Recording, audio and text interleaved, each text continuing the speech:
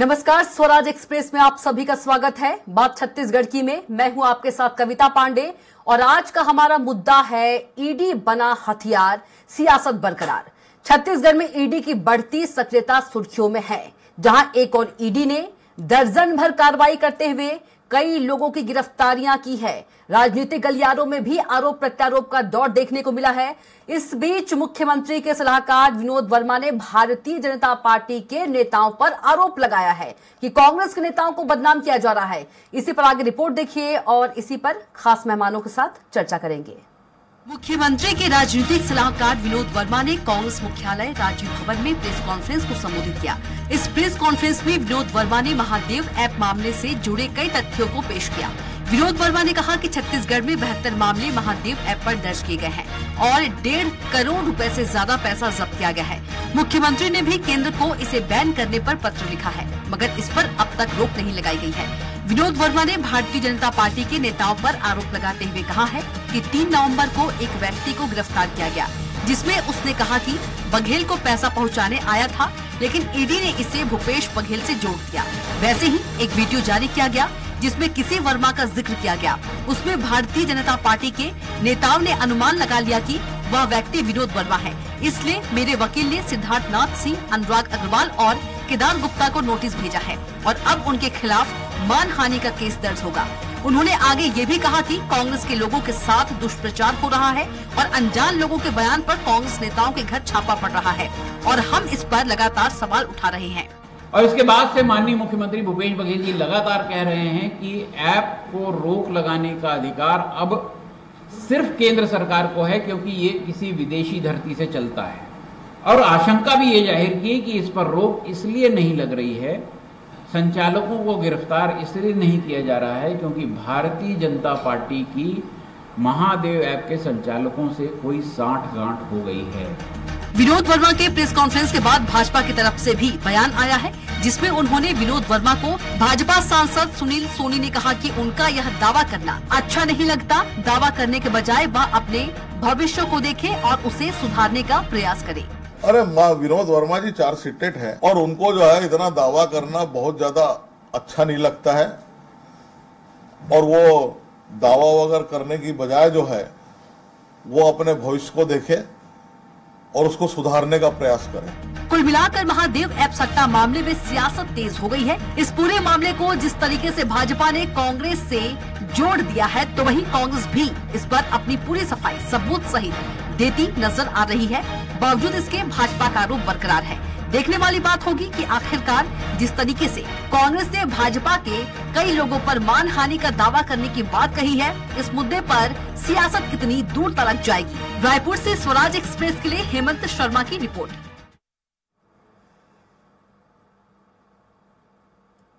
और इसी मुद्दे पर हम चर्चा करेंगे। ज्यादा चर्चा के लिए हमारे साथ खास मेहमान मौजूद हैं। कांग्रेस से कांग्रेस प्रवक्ता नितिन भंसाली जी मौजूद हैं। बीजेपी से बीजेपी प्रवक्ता के.एस. चौहान जी हमारे साथ फोन लाइन पर मौजूद है। वहीं राम अवतार तिवारी जी वरिष्ठ पत्रकार हमारे साथ मौजूद है। सबसे पहले नितिन भंसाली जी के पास चलेंगे। नितिन भंसाली जी, क्या कुछ कहेंगे लगातार कांग्रेस पर क्या सीएम भूपेश बघेल पर महादेव सट्टा ऐप को लेकर आरोप लग रहे हैं?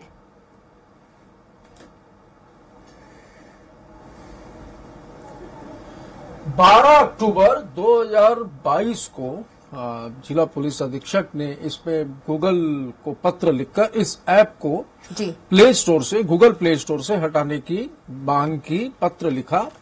इस पर गूगल प्ले स्टोर से गूगल ने इसको हटा भी दिया। मैं आपको बता दूं 72 से ज्यादा लोगों के खिलाफ एफआईआर हुई, लगभग 50 से अधिक लोग इसमें गिरफ्तार हुए, लगभग 1.5 करोड़ रुपए की जब्ती हुई और मुख्यमंत्री जी ने पत्र लिखकर इस ऐप पर प्रतिबंध लगाने की भी मांग की। तो आप बताइए इसमें कहां से राज्य सरकार इन्वॉल्व हुई? एक बात मैं पते की बताता हूं आपको कविता, जो ये पूरा षड्यंत्र रचा जा रहा है और जो इनका चाल और चलन पूरे देश में चल रहा है, मैं एक बड़ा खुलासा करना चाहता हूं कि मैं भाजपा के प्रवक्ता के.एस. चौहान को मैंने 5 करोड़ रुपए दिए हैं। ये मैं आरोप लगा रहा हूं, पूछ लीजिए उनसे। अभी जुड़े नहीं है वो, थोड़ा सा टाइम लगेगा। मैंने 5 करोड़ रुपए दिए। जी। हाँ, तो जुड़े तो पूछिएगा। बिल्कुल बिल्कुल, मैं पूछूंगी, जवाब दीजिएगा कि मैंने उसको 5 करोड़ दिए हैं, मेरे पास सबूत है, मैंने दिए हैं जी। ठीक है, पूछना उनसे। तो मैं अभी सुनील सोनी जी का भी बयान सुन रहा था, जो एक्सीडेंटल सांसद हैं रायपुर लोकसभा के। कुछ कह रहे थे वो कि चार्ज शीटेड है। कहाँ से चार्ज शीटेड है? चार्ज शीट का मतलब पता है सुनील सोनी जी को?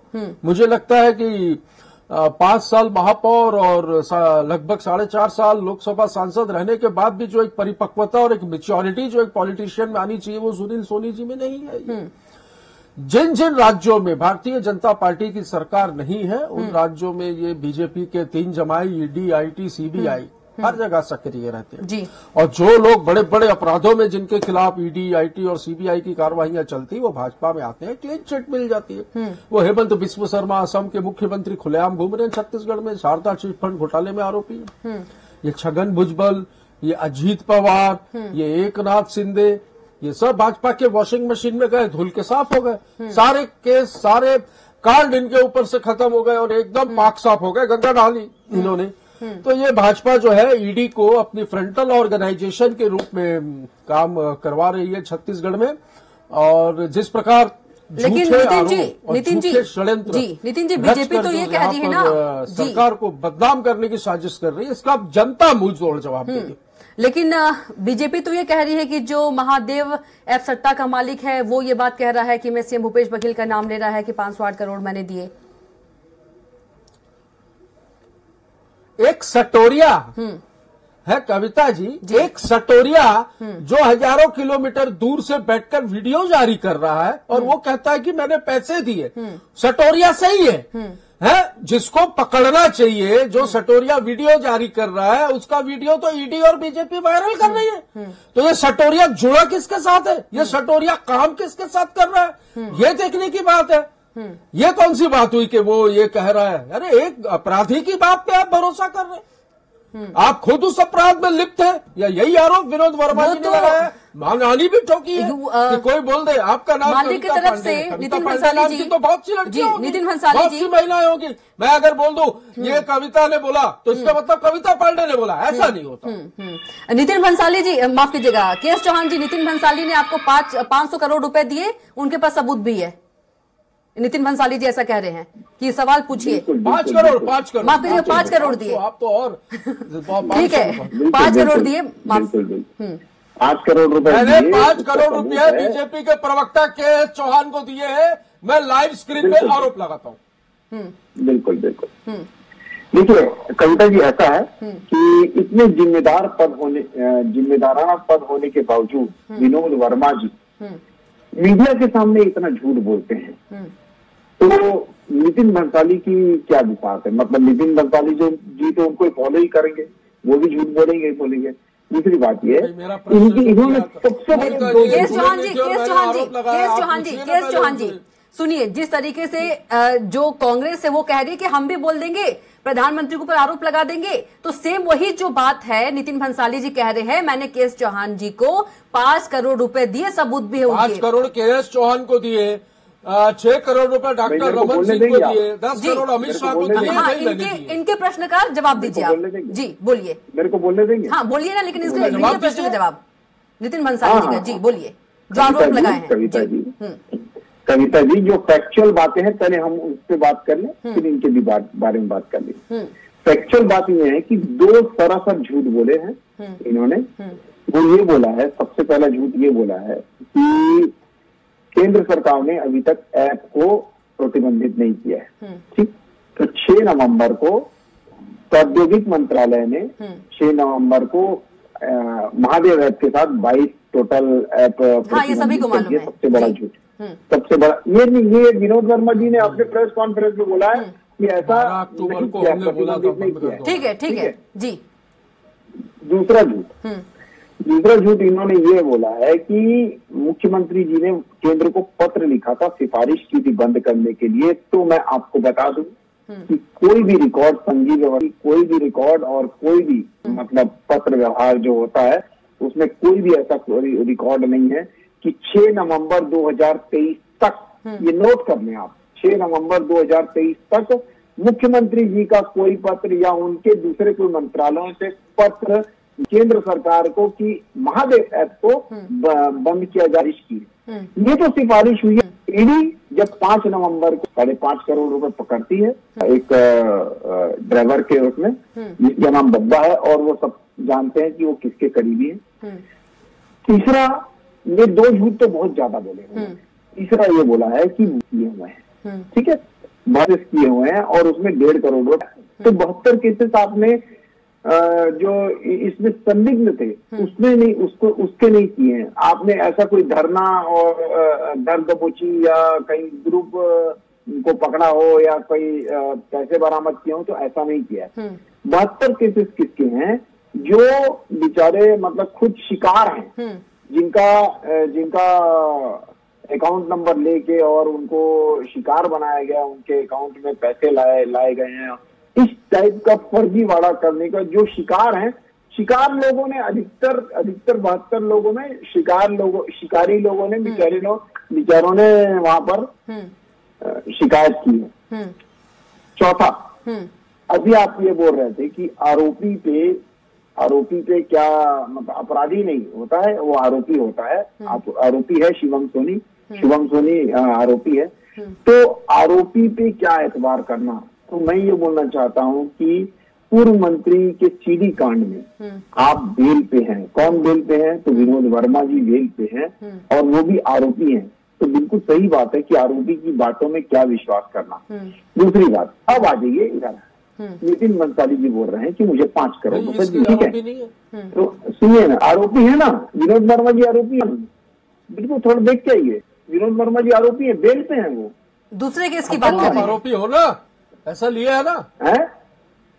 अरे मैं क्या बोल रहा हूँ, विनोद वर्मा जी आरोपी हैं, उन्होंने वो सीडी मामले में बेल पे हैं। दूसरे केस की बात कर रहे हैं भंसाली जी। कौन से केस? हाँ, सुनिए। कौन सा केस है बता दीजिए। केस चौहान जी कौन सा केस है बता दीजिए। अश्लील सीडी के मामले में अश्लील जवाब नहीं है। अश्लील महादेव ऐप पे जवाब नहीं है आपके पास। अश्लील महादेव ऐप पे जवाब नहीं है आपके पास। ये आरोपी है। अरे इतना अगर FIR होती तो 5 साल आपकी CBI जांच कर रही है। ठीक है, केस चौहान जी, नितिन भंसाली का जो प्रश्न था, जो आप पर आरोप लगाए हैं 5 करोड़ का, उस पर आप जवाब दे दीजिए, क्योंकि वरिष्ठ पत्रकार भी हमारे साथ मौजूद हैं, उनके पास भी चलना है। जी, बिल्कुल। मैं ये बोलता हूँ कि आप जाइए पुलिस स्टेशन जाना चाहिए आपको। सबसे पहले आपको पुलिस स्टेशन जाना चाहिए कि मैंने 5 करोड़ रुपए KS चौहान को दिए। आप मेरे को मत बोलिए, आप सीधा पुलिस स्टेशन जाइए ना। या कौन रोका है आपको? और मेरे 5 करोड़ मेरे को वापस चाहिए, आप ये बोलिए। पुलिस आपसे पूछ रहे हैं आपने लिए कि नहीं लिए, ये तो बोलो। मेरी बात सुनिए, मैं तो जाऊंगा पुलिस स्टेशन, पर आपसे प्रश्न मैं कर रहा हूँ। भंसाली जी सुन लीजिए, भंसाली जी सवाल क्या है ना, आपने सुन भी लीजिए। भंसाली जी सुन लीजिए। जी, आपको जवाब चाहिए ना आपका? हाँ दीजिए। तो आप जाइए, आपको पुलिस स्टेशन जाना चाहिए। पुलिस स्टेशन जाना चाहिए। मैंने पैसे दिए, आपने लिए कि नहीं लिए? मैं क्या बोल रहा हूँ, भंसाली जी सुन लीजिए। आपको पुलिस स्टेशन जाना चाहिए। पुलिस जो है वो FIR जब लिखती है ना, तो तथ्यों के आधार पर लिखती है। और ईडी जो है, ईडी वो कोई 112 नंबर का कॉल नहीं है कि जाओ देख लो, कुछ है तो ले आओ। ईडी पूरे पुख्ता सबूत होते हैं, उसके बाद जाती है।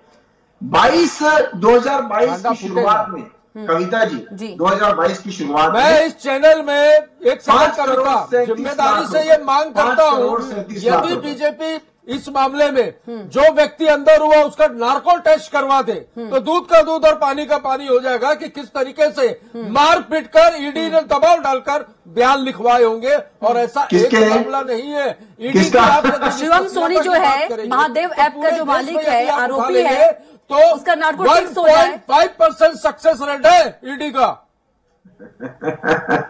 अरे तो सुनिए, 99.3 आप नोट कर लीजिए। 99.3 हमारे सिविल कोर्ट, हाई कोर्ट और सुप्रीम कोर्ट को एवरेज क्या बोलते जो रेट है वो 99.3 लोग उसमें से बरी हुए हैं।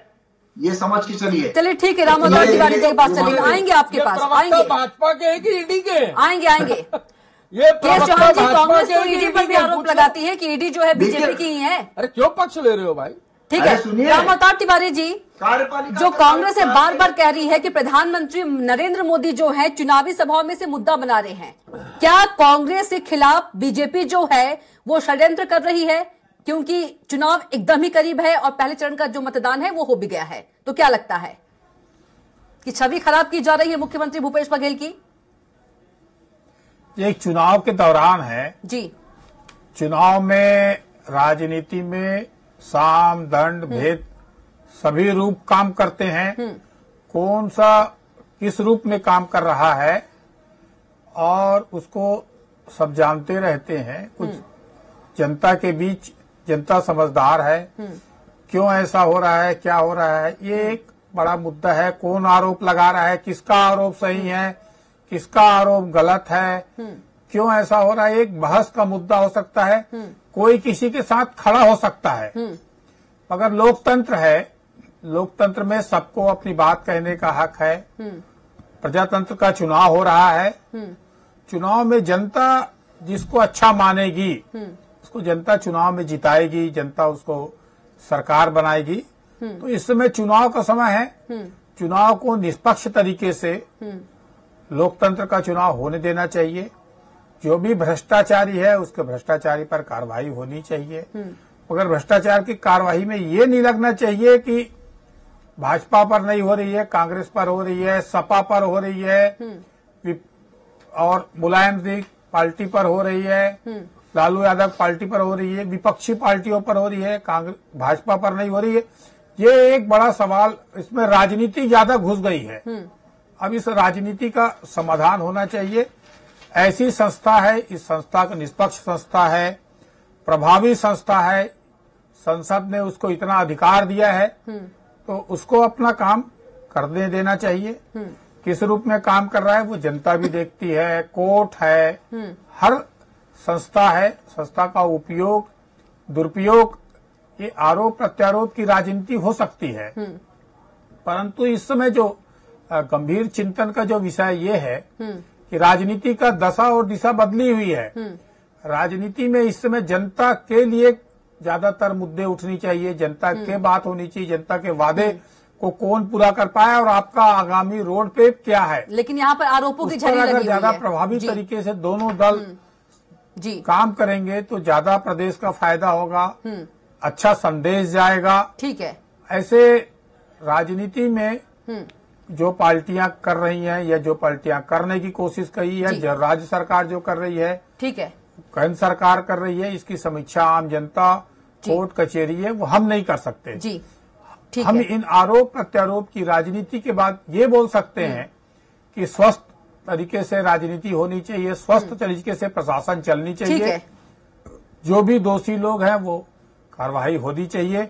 कब कार्रवाई होनी चाहिए, क्या चुनाव के समय कार्रवाई उचित है या अनुचित है, और अगर उचित है तो जनता तय करेगी, अनुचित है तो जनता तय करेगी। तो जनता सर्वोपरि है, जनता पर सबको छोड़ देना चाहिए और सबकी अपनी अपनी राय है। हर कोई अपना राय व्यक्त करे, कोई पार्टी की विचारधारा के आधार पर राय करेगा, कोई आदमी के व्यक्तिगत जुड़ाव के आधार पर बात करेगा, परंतु इन संस्थाओं को निष्पक्ष तरीके से सभी को चलने देने की कोशिश होनी चाहिए। ठीक है, नितिन भंसाली जी। जी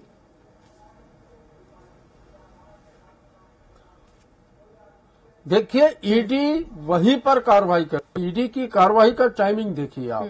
जब कांग्रेस का अधिवेशन होता है तब ईडी के छापे पड़ते हैं, चुनाव होता है तब ईडी के छापे पड़ते हैं, उल्टे सीधे बयान जारी होते हैं। महादेव ऐप के बारे में ही बता दूं, जिस व्यक्ति को उन्होंने पकड़ा वो गाड़ी किसकी थी? वो गाड़ी अमर अग्रवाल के भाई बृजमोहन अग्रवाल जो है कोरबा वाले, उनके भाई की गाड़ी थी जिस गाड़ी में पैसा पकड़ा है। अब वो बोलेंगे कि गाड़ी तो बेच दी थी, गाड़ी ट्रांसफर नहीं हुई है, गाड़ी सिर्फ एक सेल लेटर जो बना है, जो कि बिक्री नामा जो एक होता है 2-5, वो भी 2-5 दिन पहले कुछ बना है। तो ये इससे जाहिर होता है कि ये कहीं न कहीं बीजेपी की साजिश थी नहीं, साजिश है, ये मैं दावे के साथ कहता हूं। अब आप टाइमिंग देखिए कि कैसे टाइमिंग में ये लगातार, जब मोदी आते हैं, शाह आते हैं, उसके 1-2 दिन बाद ये एक्शन होता है। अभी आप देखिए 17 तारीख को मतदान है, ईडी अपना रूप स्वरूप फिर 14-15 तारीख को दिखा देगी। किसी भी तरीके से यहाँ पर प्रेशर पॉलिटिक्स की जा रही है। और मैं तो पूछना चाहता हूँ कि हेमंत बिस्व शर्मा, अजीत पवार, आपके एकनाथ शिंदे, छगन भुजबल, ऐसे कई नाम हैं। मैं तो गिनने बैठूंगा तो मुझे लगता है आपकी डिबेट का समय कम पड़ेगा। केएस चौहान जी को भी नाम पता होगा। बड़े बड़े आरोप ईडी के लगे थे और जेल भी गए थे। चार्जशीट भी इनके खिलाफ फाइल हुई है, केस भी चल रहे थे। जैसी भाजपा में गए सब क्लियर, बिल्कुल पाक साफ हो गए। तो ये कार्रवाइयां क्या सिर्फ राजनीतिक आपके हथकंडे जो हैं इनको अपनाने के लिए, सत्ता को गिराने के लिए, सत्ता को बनाने के लिए, लोगों को ब्लैकमेल करने के लिए की जा रही है। इससे ये साफ जाहिर होता है।